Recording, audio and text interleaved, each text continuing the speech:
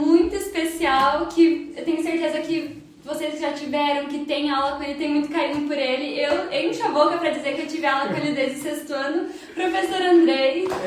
Muito obrigado, estou muito feliz de estar aqui, agradeço demais o convite. É muito recíproco, né? A Jéssica está comigo desde sempre, deve estar enjoada já, né? A Manu já tive a oportunidade também de dar aula para ela. Então, é um prazer duplo, assim, ser você que está me entrevistando e poder participar desse projeto, que eu faço votos aí que seja um sucesso, eu sei que vai ser, e que cresça cada vez mais e que a gente possa ouvir as histórias aí da galera do Santo Anjo. Acho que vai ser incrível. Estou empolgado. Para dar início ao podcast, a gente queria saber quem é o Andrei. Tanto dentro quanto fora da escola. O Andrei é complicado, assim, porque eu me defino muito pelo que eu faço, né? Essa é uma parada até que eu tive que trabalhar muito em terapia, porque eu resumo muito a minha vida ao ser professor, né? Então, eu acho que muito do que vocês vivenciam na sala de aula comigo, assim, exprime muito o que eu sou de verdade. Eu procuro ser muito o Andrei de verdade ali na sala de aula. Eu acho que isso cria conexão. Eu acredito muito numa pedagogia de vínculo, assim, né? Num trabalho de criar histórias junto com os meus alunos. E eu acho que isso é possível quando a gente é sincero, é verdadeiro, quando a gente é real, né? Então não sei se tem muita diferença assim do Andrei real. Eu sou essa pessoa extrovertida. Hoje eu sou assim, né? Mas nem sempre fui.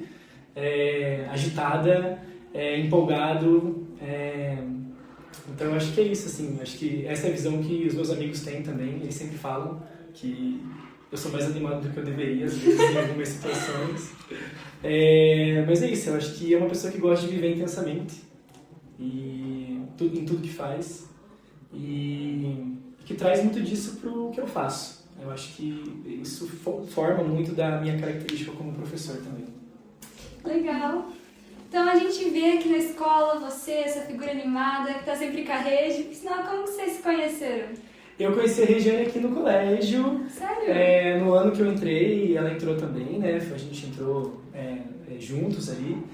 No começo, eu tinha medo dela, porque a Regiane, ela é essa pessoa que ela tem uma personalidade muito forte, né? Uhum. E ela é uma pessoa de dar sorrisos aleatórios, assim, né? Avulsos para as pessoas. Não que ela não seja simpática, não é isso, Regiane. Quando você ouvir isso, por favor, não entenda mal, né? Mas ela é uma pessoa que ela demora para estabelecer vínculos, né? E eu sou uma pessoa muito dada, assim, muito entrona. E por essa característica eu tinha um pouco de medo dela, de receio, mas eu sabia que eu queria ser amigo dela. Ela era na época já amiga da Pizza, que na época eu trabalhava aqui, né? Da Ana, que era professora de inglês aqui no colégio também. E eu achava aquele grupo fantástico, eu admirava muito elas. Como profissionais, né, pelas conversas nas salas dos professores ali, e como pessoas também. E aí eu sempre fui buscando assim, formas de me aproximar. Eu nunca consegui aqui no colégio, nunca tive a oportunidade, para não parecer também um estranhão, assim, sabe? Um creeper, assim, tipo, entrando do nada na conversa delas. E aí, naquele ano, a gente teve uma confraternização. Naquele ano, na verdade, no ano seguinte só, que aquele ano foi um ano de pandemia, né? No ano seguinte, a gente teve uma confraternização. E foi no prédio da Regiane, onde ela morava, no salão de festas. E foi quando eu tive a oportunidade de me aproximar delas, trocar uma ideia, conversar, curtir ali o momento, né, da festa com os demais professores. E dali em diante a gente se aproximou, assim, foi uma coisa muito natural. Eu estava tentando forçar uma situação para tentar uma amizade, pela admiração que eu tinha por elas, e a coisa foi meio natural, assim. Cheguei lá, a gente se cumprimentou, e quando a gente veio, a gente estava conversando, e brincando, e dando risada. E depois aqui no colégio foi muito natural, se desenrolou, a gente criou um vínculo, assim, muito bacana, a gente se apoia muito, se dá suporte, eu acho que a gente se entende muito, assim, mesmo a gente sendo muito diferente, assim, em termos de personalidade, a gente se complementa demais, assim, ela me entende muito, eu entendo muito ela. É super legal que sempre, tanto na aula dela quanto na sua aula, vocês vivem mencionando uma ou outra, é super legal essa interação. Eu acho que quando a gente tem uma relação muito forte, assim, com uma pessoa, com uma amizade muito intensa, a gente acaba trazendo pra gente características daquela pessoa, né? Então é inevitável, assim, quando eu vejo eu tô falando coisas que ela fala, quando eu reparo eu tô tendo comportamentos que ela tem e vice-versa, né? Então, assim, isso é muito legal. Eu acho que essas relações, assim, elas são muito significativas porque elas formam grande parte do que a gente é, né? Sim. Então, para mim é um prazer, assim, imenso ter naquilo que eu sou influência dela, que é uma pessoa que eu admiro, é uma profissional que eu admiro muito e, então, assim, foi por aí, foi desse jeitinho. Você disse que conheceu ela no ano que você entrou. Que ano que você entrou aqui na escola? Em 2020. O ano que eu entrei foi bem o ano da pandemia ali, né? Eu entrei inicialmente só com as turmas de 6º ano, na época. Mas eu acabei assumindo ali no começo do ano. A outra professora, eu não lembro exatamente o que aconteceu, mas ela não pôde permanecer na escola. E aí eu assumi as turmas de 7º ano também. E aí eu cheguei a dar, eu acho que algumas semanas de aula só. Veio o lockdown, né? As aulas foram para online. Até por isso que eu tive dificuldade para me estabelecer, eu acho, em termos de amizade com a equipe, porque todo mundo ficou meio afastado, né? Ninguém tinha conseguido estabelecer vínculos ali pelo online, era muito difícil fazer isso. E aí foi aquela loucura daquele ano, né? Mas foi um ano, assim, de muito crescimento profissional para mim, assim, porque eu tive que me reinventar, né? Então, apesar de tudo que aconteceu, da tristeza que foi aquele ano, né, em vários sentidos, eu acho que para mim também foi um ano de renovação, assim, de mudança de perspectiva, de muitos aprendizados, assim, e de fortalecimento profissional mesmo. Eu acho que eu saí um professor muito mais forte e convicto dessa experiência, assim. Convicto no sentido de que era o que eu queria fazer, que eu gostava daquilo e mais apaixonado ainda do que antes. E como é que tá o 3º agora? Que faz um tempo que foi as provas de faculdade, essas coisas. E como é que os professores se sentem? Eles se sentem nessa ansiedade, tanto quanto os alunos também? Olha, demais, assim. Eu particularmente, vou falar pela Regiane também, né? A gente... eu acho que a gente sofre tanto quanto eles, assim. É claro que não é igual, são sofrimentos diferentes, né? Evidentemente que para eles eu acho que é ainda mais significativo, porque para muitos ali a gente tem alunos muito decididos do que querem fazer, então eles meio que têm essa impressão de que eles estão decidindo a vida deles, que é o momento, é a hora, é a oportunidade. Eu já passei por isso, eu sei, é uma pressão muito grande ali, mas a gente também fica nervoso, fica ansioso, porque querendo ou não é o resultado do nosso trabalho, né? Então tudo que a gente construiu com eles ao longo do ano, ao longo do ensino médio todo, né?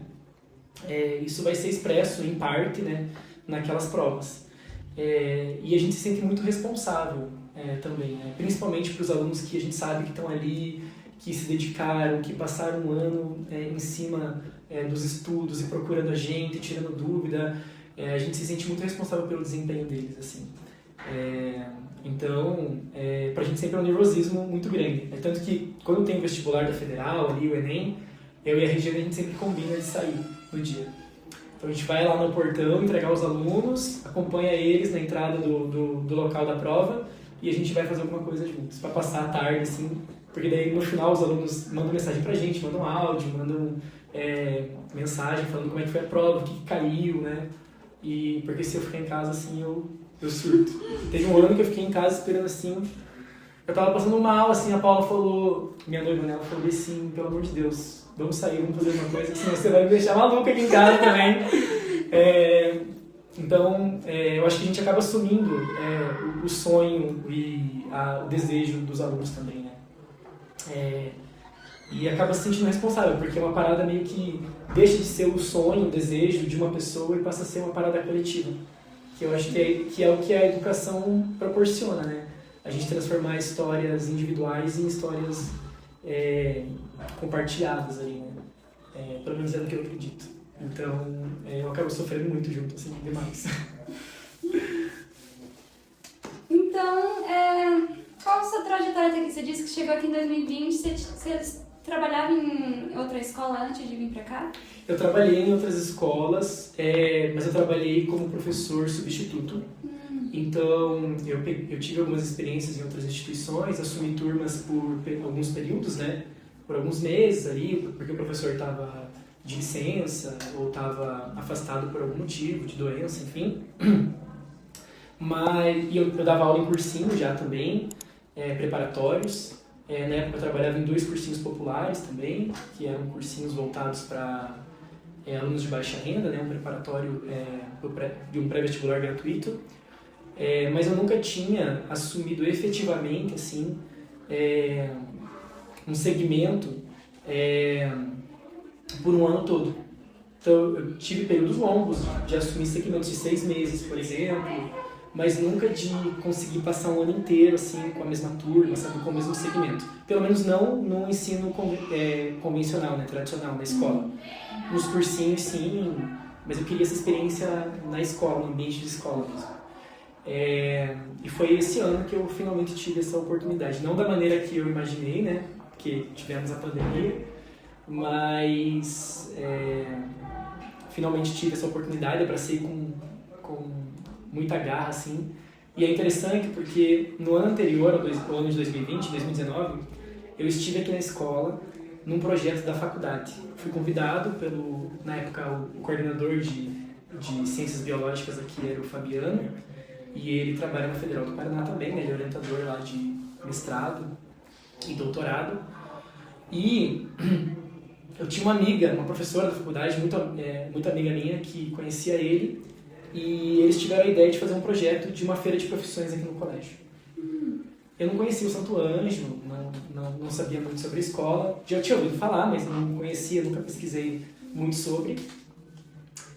E aí a Erika falou assim, eu conheço alguém que eu acho que dá pra gente levar, que é interessante, que é o Andrei. Ela falou assim, porque o Andrei não lembro o termo que ela usou, mas ele é atirado, assim. Ele tem essa pegada jovem, ela falou assim, eu acho que os alunos vão gostar dele, e eu acho que ele pode ir lá falar sobre a profissão de biólogo, né? Falar um pouquinho sobre a função de pesquisador que ele desempenha aqui na faculdade, né? Porque eu estava fazendo meu mestrado. E aí o Fabiano me convidou e eu vim. E eu lembro que quando eu entrei, assim, na escola, eu fiquei, assim, encantado. Tipo, a estrutura, a equipe de gestão, como a gente foi recebido, com muito carinho, com muita atenção. A organização, na época, com a galera do terceirão, do ensino médio, que foi ver lá, a gente falar as palestras e tudo mais.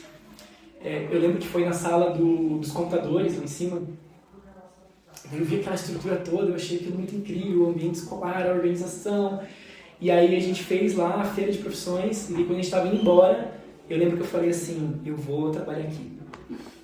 E aí, eu fiquei até um pouco emocionada. E aí, eu falei, eu quero muito uma oportunidade aqui, nessa escola, porque, sei lá, eu gostei, me encantei. E foi muito mágico, assim, porque no ano seguinte, o Fabiano entrou em contato comigo de novo, falou, tem uma vaga, tem uma possibilidade, se você quiser fazer a banca e tudo mais. Eu tentei e foi um sucesso, assim. Deu certo, eles gostaram e deu match e tô aqui até hoje. Incrível! Foi muito interessante, assim. História de filme, assim, porque você Não tinha um sonho que se realizou e você está aqui há tantos anos. Exatamente. Muito legal. Então, quer fazer a pergunta? Quando você tinha nossa idade, você sonhava com trabalhar com o quê? Você sonhava em ser professor? Você esperava isso? Então, a minha mãe, ela trabalhava numa unidade de saúde a vida toda, desde que eu me conheço por gente, minha mãe trabalhava lá. Ela era técnico administrativo, ela trabalhava na recepção dessa unidade de saúde. E nessa mesma unidade, no local onde ficava essa unidade de saúde, tinha uma escola de ensino fundamental 1, seus primeiros anos ali, né? E uma creche. Então, é ali que eu tinha meu dentista, é ali que eu ia no médico, é ali que eu fiz a minha creche e é ali que eu fiz meus primeiros anos da escola, do ensino regular. Então eu ia com ela para o trabalho, porque ela ia muito cedo, ela abria a unidade de saúde e eu ficava lá até o horário da minha aula. Era no mesmo lugar, então dava o horário da minha aula, eu saía da unidade de saúde e andava ali poucos metros, era a escola já. Então eu convivi muito nesse ambiente, com médicos, com enfermeiros e tal, e eu acabei assumindo isso um pouco pra mim, assim. Eu falei, eu acho que eu quero ser médico, porque eu convivia, via o trabalho ali, né, acompanhava, Às vezes eu estava lá e acontecia de ter que socorrer alguém, um atendimento emergencial, então eu via aquilo acontecendo e eu gostava daquela agitação, né? Eu achava aquilo incrível, aquela galera correndo e ajudando as pessoas e tudo mais. Então eu cresci meio que com essa perspectiva. Então quando eu cheguei no Fundamental 2 e no início do ensino médio, eu pensava em ser médico. Eu acho que eu vou fazer medicina, eu quero fazer medicina, porque eu queria viver aquela loucura, eu queria inclusive ser socorrista, assim, eu falei, não, eu quero uma parada que não seja fixa, assim, que eu não tenha que ficar num ambiente que eu vá salvar vidas, assim, né? Só que, durante o ensino fundamental, eu acabei tendo uma influência de várias professoras, né? Entre uma delas é a Leonilda, sobre quem eu já falei uma vez numa formação aqui na escola, que era minha professora de ciências, e ela me fez repensar, porque a aula dela, assim, era incrível. Eu achava, assim, fantástica. Eu sou muito chorão, gente. Vocês vão me perdoar, eu sou muito bunda mole, assim, eu choro demais, então vou emocionar algumas vezes, provavelmente. E foi com a Leonilda que eu pensei em ser professor, primeira vez. Aí depois a Léo, que foi quem teve a maior influência. Eu lembro que na época, inclusive, não sei se eu posso falar isso aqui, mas na época a Prof. Léo, ela conseguiu pra mim um diário de professor, porque antigamente não era digital, era uma parada impressa, era um caderninho que o professor tinha por turma, e nesse caderninho ele registrava a presença e as notas. E era um documento meio que oficial, assim, do Estado, que era uma escola pública, né? E eu, na escola, eu já fazia umas provinhas assim, pra aplicar pros meus amigos, sabe? Tipo, vamos fazer revisão, eu aplicava a provinha pra eles, eu corrigia e dava nota. Eu era essa pessoa. E eu gostava de estudar em grupo, sempre gostei de estudar em grupo, porque eu sempre aprendi muito explicando. Até hoje eu estudo falando em voz alta em casa, parecendo maluco. E aí, foi a Léo que inclusive conseguiu pra mim um caderninho desse, oficial, assim. E era um caderninho antigo, já de um outro ano, não era ainda aquele ano. Eu lembro que ela me passou assim, meio que escondidos, assim. Ela falou, você tem vontade, você falou que queria ter um desse pra preencher, pra brincar com seus amigos e tal, você não fala nada pra ninguém.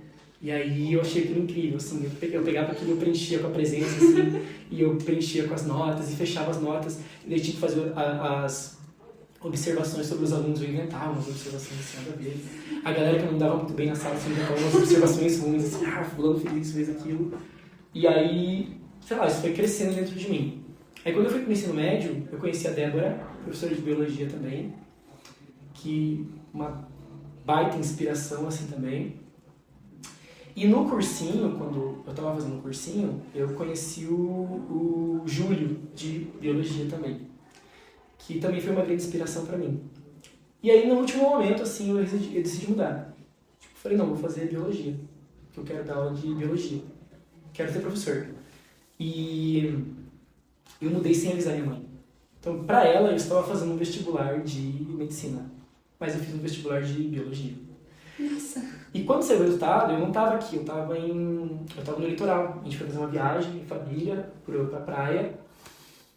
E aí, eu não lembro exatamente quem me ligou, acho que foi minha prima, mas ela me ligou falando assim, André, saiu o resultado, você passou no vestibular. E eu saí gritando, comemorando, assim, na praia mesmo, a gente estava ali na beira do mar, eu super feliz, falei, mãe, passei, não sei o quê, vou fazer federal, não sei o que lá.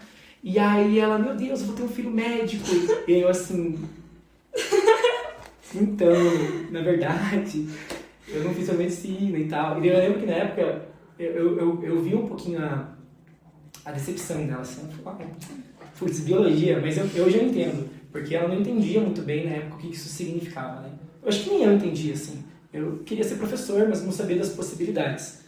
E foi muito massa, porque depois, né... ela reconheceu, assim, ela viu que independentemente do que eu estivesse fazendo, eu estava feliz e eu estava sendo bem sucedido, então ela viu que foi o caminho certo, assim, ela viu que de fato era isso que tinha que acontecer mesmo, era isso que eu tinha que ser, então foi por aí. Eu comecei com a medicina, mas o meu rolê era influenciar na vida das pessoas de outra maneira, não salvando exatamente vidas, como eu imaginei, mas participando, construindo, né, influenciando de alguma forma. De fato, eu acho que ser professor é uma profissão tão importante quanto ser médico, porque você está, de fato, construindo a base que essas pessoas vão ter para o futuro. E você acha que ser professor é algo desvalorizado aqui no Brasil? Eu acho que sim. Não tem como responder isso de forma diferente, assim. Eu não acho que é uma coisa do Brasil, assim. Então eu não posso dizer a nível de, sei lá, mundo, assim, de todos os países, mas a gente está passando por um momento, assim, de desvalorização da profissão, e não só na perspectiva financeira, né? Mas eu acho que na perspectiva moral mesmo, assim. Eu acho que as pessoas, elas muitas pessoas não têm essa percepção, talvez, que você tenha, que você comentou aqui agora, Jéssica, da importância do professor na formação do indivíduo, né? E da dificuldade que é se construir professor, porque as pessoas, elas têm a percepção do que é ser professor de uma parcela muito pequena, que é a percepção da sala de aula, né?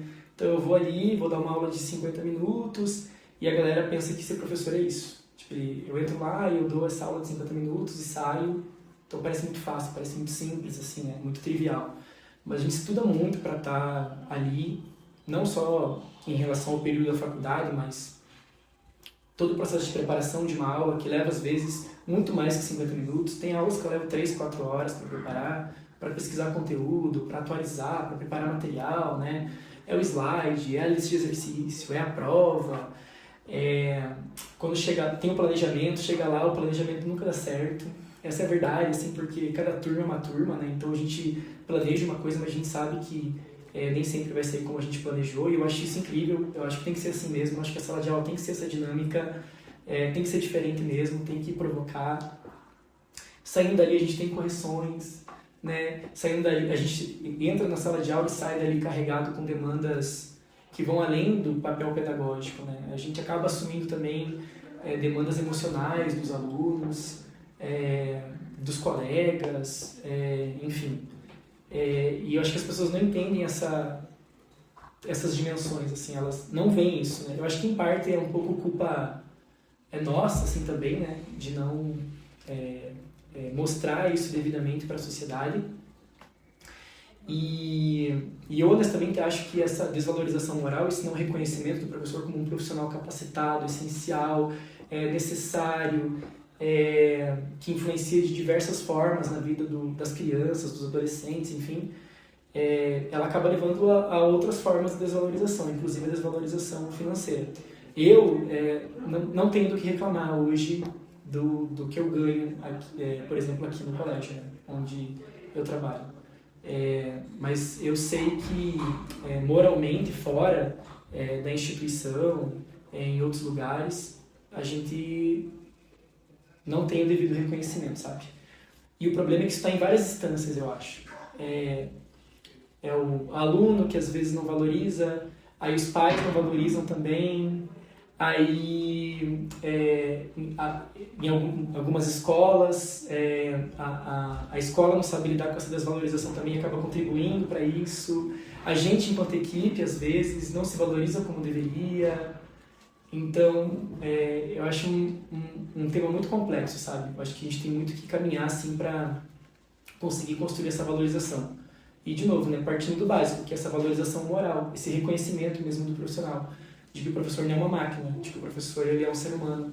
A gente passa muito por esse processo de desumanização do professor, né? Então é um caminho longo, mas eu acho que... Eu sou muito otimista, assim, né? Muito otimista, porém muito realista. Eu sou otimista no sentido de que eu quero contribuir para que as coisas mudem, eu espero que elas mudem, mas eu vivo muito no presente, né? Eu acho que assim, a gente tem que esperar por coisas melhores, mas a gente não pode viver lá, porque não é real ainda, né? A gente tem que vislumbrar aquilo, mas trabalhar no presente para construir.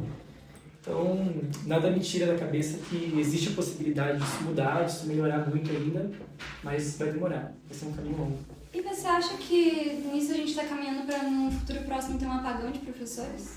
Eu acho que, inclusive, é o que mostram, né, pesquisas, né? Existem inúmeras pesquisas que hoje já relatam isso, sobre essa possibilidade de no futuro a gente ter falta de profissionais para atuar na área docente e talvez esse choque de realidade seja necessário, sabe?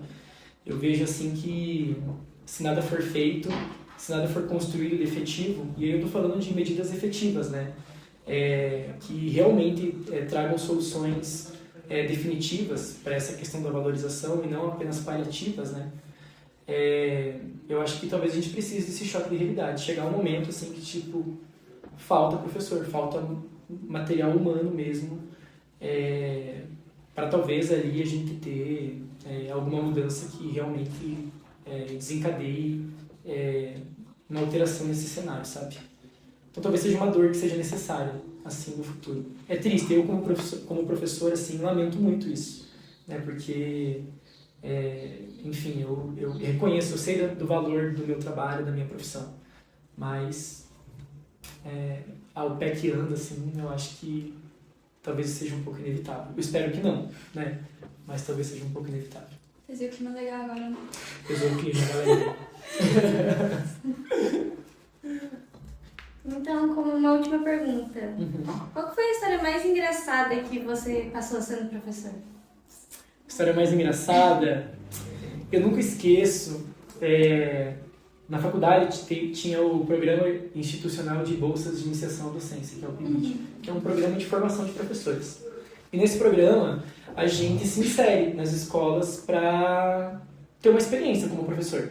Então, é um programa em que a gente planeja a aula, a gente pensa estratégias pedagógicas e a gente vai para uma instituição de ensino pública que acolhe o programa, né, que recebe o PIBID, e lá a gente tem uma experiência como docente. Então, o professor da área ali, no meu caso, professor de biologia ou de ciências, ele deixa a gente dar algumas aulas, né, no lugar dele, assim, aulas planejadas, ele fica na sala observando a aula para dar suporte, né, enfim, porque a gente está aprendendo, né, a gente está na faculdade, ali é o período que eu estou na graduação ainda.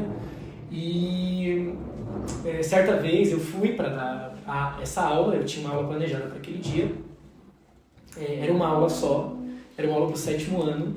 Eu estava muito empolgado, assim, eu tinha feito uma paródia, eu tinha preparado um experimento, eu tinha feito um monte de coisa para uma aula só. E a gente sabe que não adianta, né? Quando você inventa muita coisa para uma aula só, é bem coisa de amador mesmo, assim, né? Que acha que vai conseguir fazer tudo.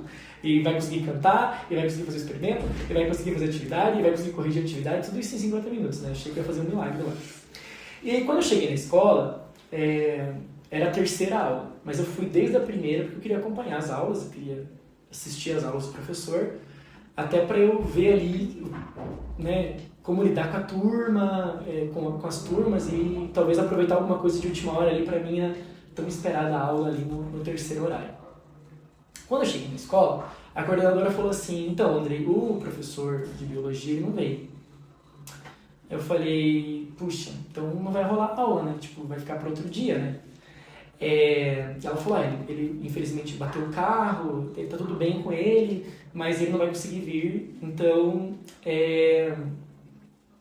ele sugeriu que você desse as aulas, tipo, todas as aulas, as 5 aulas. Aí eu falei assim: tá bom.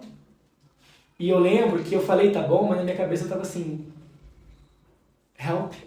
Eu tava assim, porque eu não tinha preparado essas outras aulas.